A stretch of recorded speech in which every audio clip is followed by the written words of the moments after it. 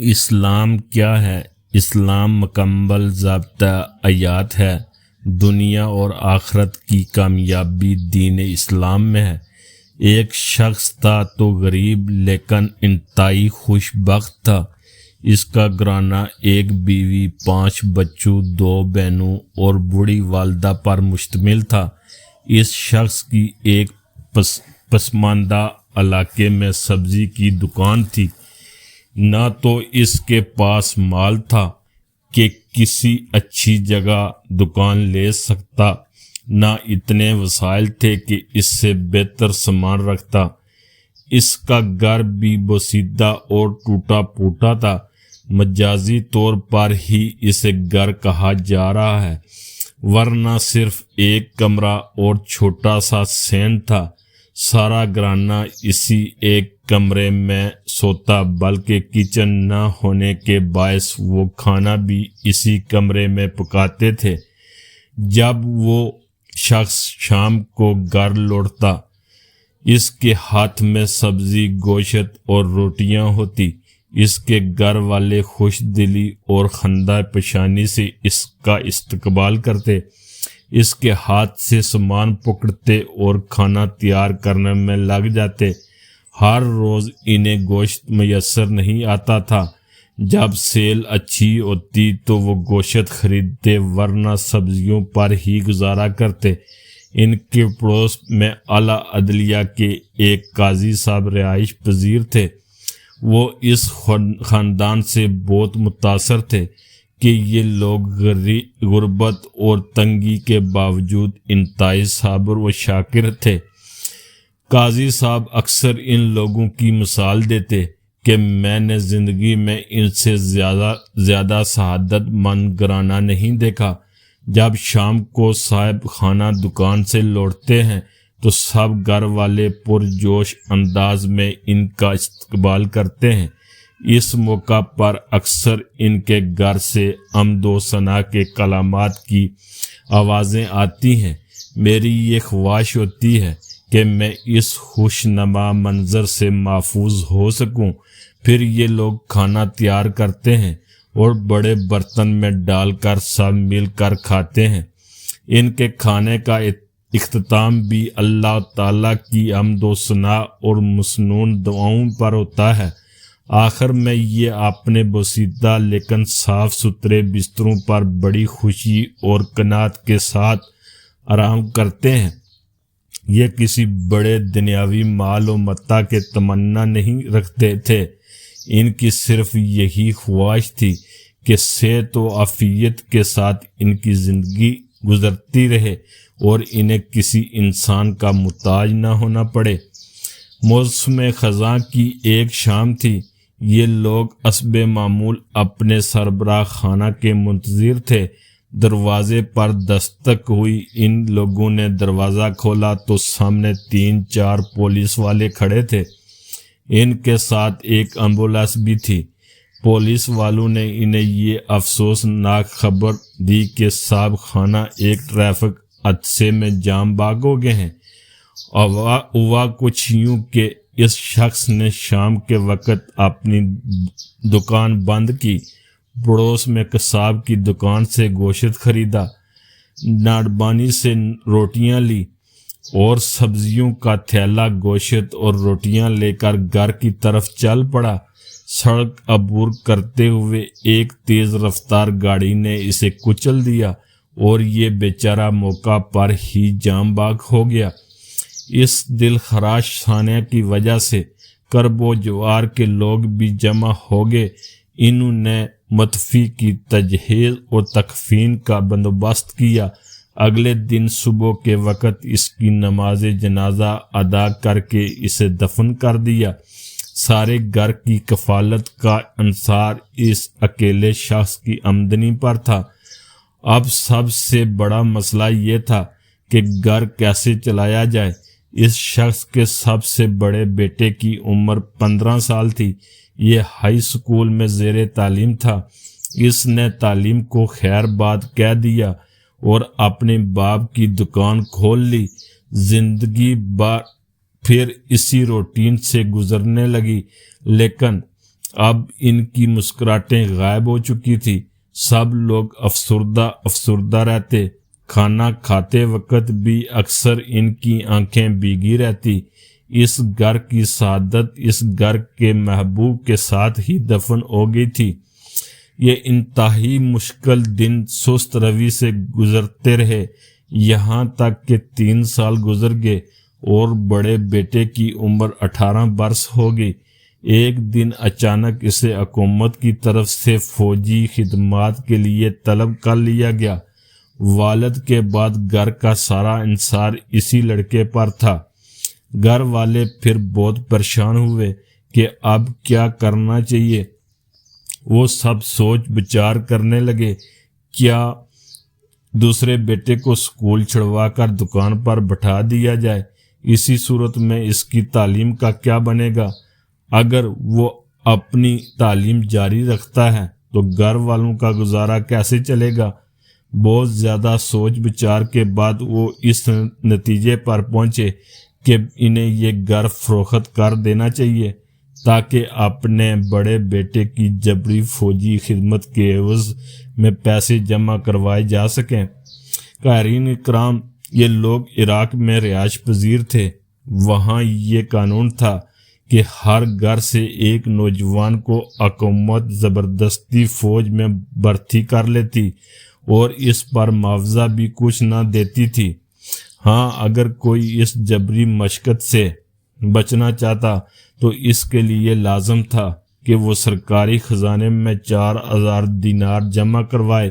چنانچہ اس رقم کی فراہمی کے لیے گھر والوں نے مکان فروخت کرنے کا فیصلہ کر لیا، اگرچہ اس فیصلے میں بھی ان کی کیفیت اس بکری کی سی تھی جس کے بارے میں سوچا جا رہا ہو کہ اسے ذبح کر کے اس کی کھال اتاری جائے یا ویسے ہی کھینچ لی جائے۔ فوجی خدمات کے لیے در لیے جانے والے بیٹے کو ایک قریبی شہر میں تربیت کے لیے ایک عسکری ادارے میں بھیج دیا گیا۔ وہ بادل ناخواستہ ہی ادھر آیا تھا۔ اسلحہ کی تربیت میں اس کا دل بالکل نہیں لگتا تھا۔ انسٹرکٹر بولتے رہتے مگر یہ اپنے خیالوں میں گم رہتا۔ اس کے ذہن میں اپنے گھریلو خیالات گھومتے رہتے۔ استاذہ نے کئی مرتبہ اس کی توجہ دلائی، وارننگز دی، لیکن اس کا جسم تو یہاں تھا، ذہن کہیں اور اٹکا ہوا تھا۔ ایک دن استاد نے اسے بٹھا کر اس کا اصل مسئلہ پوچھا تو اس نے جواب میں اپنی ساری بیتا کہہ سنائی۔ اب استاد نے اصرار کرنا چھوڑ دیا اور اس کا مسئلہ اپنے افیسر کے سامنے پیش کیا۔ افیسر نے اس کے مسئلے کا کوئی حل نکالنے کی بجائے اس کی ڈیوٹی کچن میں لگا دی۔ اب وہ یہاں برتن دھوتا، گوشت کاٹتا، آگ جلاتا اور کھانا تقسیم کرتا۔ شب روز اس کی یہی مصروفیات تھی۔ ادھر اس کی ماں کی بھی یہی کیفیت تھی۔ وہ بظاہر تو چلتی پھرتی، کھاتی پیتی اور سوتی جاگتی تھی، لیکن اس کا ذہن کسی اور ہی دنیا میں گم رہتا تھا۔ اس نے اپنے گھر کی رجسٹری گروی رکھ کر ایک پراپرٹی ڈیلر سے کچھ رقم گھریلو اخراجات کے لیے ادھار لی اور اپنا مکان فروخت ہونے کے لیے لگا دیا۔ مختلف خریدار ان کا مکان دیکھنے کے لیے آتے رہے۔ آخر 20 دن کے بعد ان کا مکان 4000 دینار میں فروخت ہو گیا۔ پھر مزید تو دن کاغذی کارروائی میں لگ گئے، صرف ایک دن باقی بچا تھا۔ ان کے ہاں یہ ضابطہ تھا کہ 30 دن کے اندر اندر اس جبری فوجی خدمت کے عوض میں 4000 دینار جمع کروائے جا سکتے تھے۔ 30 دن گزرنے کے بعد یہ معاوضہ بھی قبول نہیں کیا جاتا تھا۔ اس خاتون نے یہ معاوضہ جمع کروانے کے لیے اس شہر جانا تھا جس میں اس کا بیٹا تھا۔ یہ شہر 240 کلومیٹر کے فاصلے پر تھا۔ جب وہ بس سٹاپ پر پہنچی تو اس شہر جانے کے لیے اس کے علاوہ کوئی اور مسافر نہیں تھا۔ اس نے کافی دیر تک سواریوں کا انتظار کیا لیکن کسی کو آنا تھا نہ آیا۔ وہ ہر پل انگاروں پر لوٹ رہی تھی۔ اس کے سارے خاندان کی زندگی اور ناموس داؤں پر لگی ہوئی تھی۔ اس نے بس والے سے کہا تم گاڑی لے کر چلو، میں ساری بس کا کرایہ ادا کروں گی۔ ڈرائیور اس اکیلی خاتون کو لے کر چل پڑا۔ راستے میں باتوں میں اس نے سادہ لو خاتون سے یہ معلوم کر لیا کہ اس کے پاس 4000 درہم ہیں۔ ڈرائیور کی نیت بدل گئی۔ راستے میں ایک ویران جگہ پر جا کر ڈرائیور نے گاڑی کھڑی کر لی اور خنجر کی نوک پر اس خاتون سے نیچے اترنے کے لیے کہا۔ اس نے خاتون پر بے در پہ وار کیے اور اسے نیم مردہ حالت میں چھوڑ کر چلا گیا۔ اس نے خاتون کا بیگ اپنے قبضے میں لے لیا۔ پھر وہ واپس آنے کی بجائے اسی شہر کی طرف روانہ ہو گیا جدھر جا رہا تھا تاکہ شک کی کوئی گنجائش نہ رہے۔ وہ گاڑی لے کر بس اسٹینڈ پر پہنچ گیا۔ اس کے ساتھیوں نے سمجھا شاید اس بس میں آنے والی سواریاں راستے میں اتر گئی ہیں۔ ایسا ہوتا رہتا تھا، اس لیے یہ کوئی تعجب کی بات نہیں تھی۔ واپسی پر ڈرائیور اسی راستے سے گزرا۔ جب وہ اس جگہ کے قریب پہنچا جہاں اس نے جرم کا ارتکاب کیا تھا، اس کے دل میں خیال آیا کہ ایک مرتبہ اس عورت کی لاش پر نظر ڈال لوں۔ اس نے مسافروں سے بہانہ لگایا، میں قضائے حاجت کے لیے جانا چاہتا ہوں، چند منٹ بعد واپس آتا ہوں۔ وہ اس وادی کی طرف گیا۔ اسے کرانے کی ایک نحیف سی آواز سنائی دی۔ یہ دیکھ کر وہ غصے سے کہنے لگا، اے ملعون عورت، تم ابھی تک زندہ ہو۔ پھر وہ ایک بڑے پتھر کی طرف جھکا تاکہ اس کے ذریعے اس خاتون کا سر کچل دے۔ جب اس نے پتھر اٹھایا تو پتھر کے نیچے سے ایک زہریلے سانپ نے اسے ڈانس لیا۔ اس کے منہ سے ایک دل خراش چیخ نکلی اور اس نے تڑپنا شروع کر دیا۔ مسافر اس کی آواز سن کر بھاگے وہاں آئے۔ انہیں دیکھ کر بڑا تعجب ہوا کہ وہاں ایک جہاں بلب خاتون بھی ہے۔ خاتون صرف اتنا ہی کہہ سکی، اس ڈرائیور سے میرا سامان واپس لو۔ وہ ڈرائیور اس پوزیشن میں نہیں تھا کہ زیادہ مذمت کر سکتا۔ اس نے بتا دیا کہ اس خاتون کا بیگ میں نے گاڑی میں فلاں جگہ پر چھپایا ہوا ہے۔ وہ بیگ وصول کر کے خاتون کے حوالے کر دیا گیا۔ پھر مسافروں نے دوسری طرف سے آنے والی ایک بس کو روکا جو اسی شہر کو جا رہی تھی جہاں خاتون جانا چاہتی تھی۔ انہوں نے اس گاڑی کے ڈرائیور سے درخواست کی کہ اس خاتون اور ڈرائیور کو ہسپتال پہنچا دیں۔ ڈرائیور خوش دلی سے اس کام کے لیے آمادہ ہو گیا۔ وہ مجرم ڈرائیور تو جسم میں زہریلے زہر پھیلنے کی وجہ سے راستے میں ہی دم توڑ گیا۔ اس خاتون کو البتہ ہسپتال پہنچا دیا گیا۔ خبر ملنے پر پولیس والے بھی پہنچ گئے۔ عورت مسلسل بے ہوش تھی۔ اس کے سامان میں پولیس والوں کو اس خاتون کے بیٹے کا ایڈریس مل گیا۔ پولیس نے بیٹے کو خبر دی، وہ بھی فوراً ہسپتال پہنچ گیا۔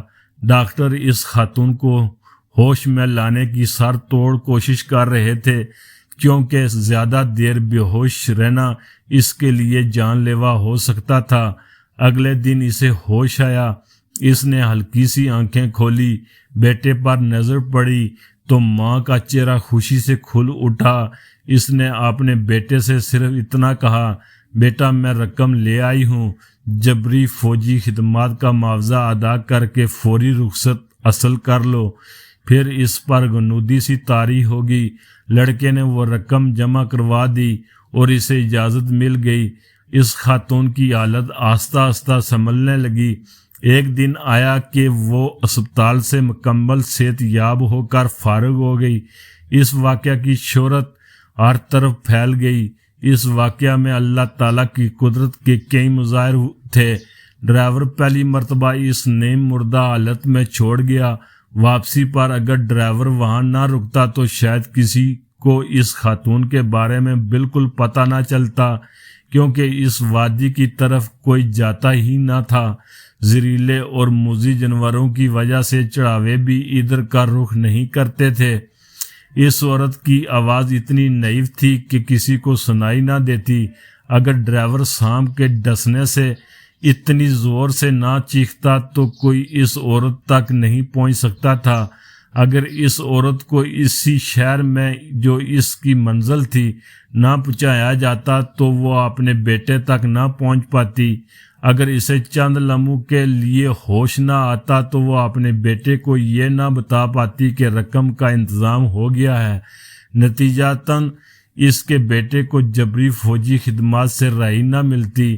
یہ سب اس علیم و قدیر ذات کی تدبیریں تھیں کہ ہر گتھی سلجھتی چلی گئی۔ جب اس قصبے کا چرچا ہوا تو یہ بات ان کے سابقہ پڑوسی جج صاحب کے تک بھی پہنچ گئی۔ انہوں نے اپنے دوستوں، احباب و محلہ داروں سے کہا کہ ضرورت اور آزمائش کی اس گھڑی میں ان لوگوں کی مدد کرنی چاہیے۔ ان لوگوں نے پیسے اکٹھے کر کے ان کا مکان خریدنے والے شخص سے رابطہ کیا۔ اس تک بھی یہ واقعہ پہنچ چکا تھا۔ وہ بھی خوشی خوشی یہ مکان واپس کرنے کو تیار ہو گیا۔ رقم اتنی جمع ہو چکی تھی کہ 4000 دینار جمع کروانے کے باوجود 3000 دینار بچ گئے۔ اس رقم کے ذریعے مکان کی حالت کو بہتر بنایا گیا۔ لڑکے نے دوبارہ والد کی دکان سنبھال لی۔ اب صورتحال بدل چکی تھی۔ اس کے باوجود دور دراز سے گاہک آنے لگے تھے۔ ہر وقت خریداروں کا تانتا باندھا رہتا۔ کچھ عرصے بعد اس نے اپنی دکان نسبتاً بہتر جگہ پر منتقل کر لی۔ اس کا کاروبار خوب چل نکلا۔ اب زندگی بڑی آسودگی سے گزر رہی تھی۔ حسرت و تنگی میں بھی وہ لوگ اللہ کے ذکر و شکر کو نہیں بھولے تھے۔ اب آہستہ آہستہ فراخی آ رہی تھی تو اب بھی وہ صفائی گزاری کے جذبے سے سرشار رہتے تھے۔ کہیں سال گزر گئے۔ ان کے بچے یکے بعد دیگر تعلیم سے فارغ ہونے لگے۔ ایک بیٹا انجینئر بن گیا، دوسرا ڈاکٹر اور تیسرا آرمی آفیسر بن گیا۔ اب ان کا کھانا صرف چائے روٹی یا روٹی اور سبزی نہیں ہوتی۔ حالات اب ایسے نہیں رہے کہ انہیں کبھی کبھار گوشت میسر آتا ہو۔ ان کے دسترخواں پر انواع اقسام کے کھانے ہوتے ہیں۔ یہ خاندان لوگوں کے لیے بہترین مثال ہے۔ یہ لوگ تنگی اور فراخی کسی حال میں بھی اللہ تعالیٰ کو نہیں بھولے۔ ہجری میں ایک وقت ایسا بھی آیا، یہ خاندان 1385 دجلہ کے کنارے بغداد کے بڑے پل کے قریب ایک بہت بڑے محل نما گھر میں منتقل ہو گیا۔ اب یہ خاندان 4 خاندان بن چکے ہیں۔ تینوں بڑے بیٹوں کی شادیاں ہو چکی ہیں۔ اللہ تعالیٰ نے انہیں اولاد کی نعمت سے بھی نواز رکھا ہے۔ اب بھی اس گھر کے سب افراد محبت اور احترام کی اٹوٹ رشتے میں جڑے ہوئے ہیں۔ کبھی انہیں ایک دوسرے سے شکایت پیدا نہیں ہوئی۔ والد کی وفات سے لے کر ان کی والدہ ہی گھر کی سربراہ ہیں۔ گھر کا ہر فرد ان کی رائے کا بے حد احترام کرتا ہے۔ اس سے پہلے کہ ہم اس واقعہ کو ختم کریں، اس کے سب سے اہم نقطے کی طرف توجہ دلانا چاہتے ہیں۔ اس خاتون سے پوچھا گیا، جب ڈرائیور نے خنجر کے در پہ وار کر کے آپ کو ایک ویران بیابان میں پھینک دیا تھا، اس وقت آپ کی کیفیت کیا تھی؟ اتنا زیادہ خون بہہ جانے اور اتنے گہرے گھاؤ لگنے کے باوجود آپ کس طرح زندہ رہیں؟ خاتون نے بتایا، اس ساری مدت کے دوران میری زبان پر بس یہی الفاظ تھے، اے آسماں و زمین کے مالک، تو میری حالت کو جانتا ہے۔ اپنی قدرت سے میرے لیے بیٹے کی جبری فوجی خدمت کا معاوضہ صحیح وقت پر پہنچانے کے اسباب مہیا فرما دے تاکہ وہ گھر واپس آ سکے اور اپنے گھر والوں کی کفالت کی ذمہ داری نبھا سکے۔ اللہ تعالیٰ نے اس خاتون کی دعا قبول فرما لی۔ اس کا مال و اولاد دونوں اسے دوبارہ مل گئے۔ مالک حقیقی نے اس کے دشمن سے انتقام بھی لے لیا اور ان کی تنگی اور اسرت بھی فارغ البالی اور آسودگی میں بدل گئی۔ سچ فرمایا اللہ کے رسول صلی اللہ علیہ وسلم نے، تکو دابا مظلوم کی بددعا سے بچ کر رہو کہ اس کے اور اللہ کے درمیان کوئی رکاوٹ نہیں ہوتی۔ یہ تھی آج کی سبق آموز کہانی، اسلامک سٹوری۔ جزاک اللہ۔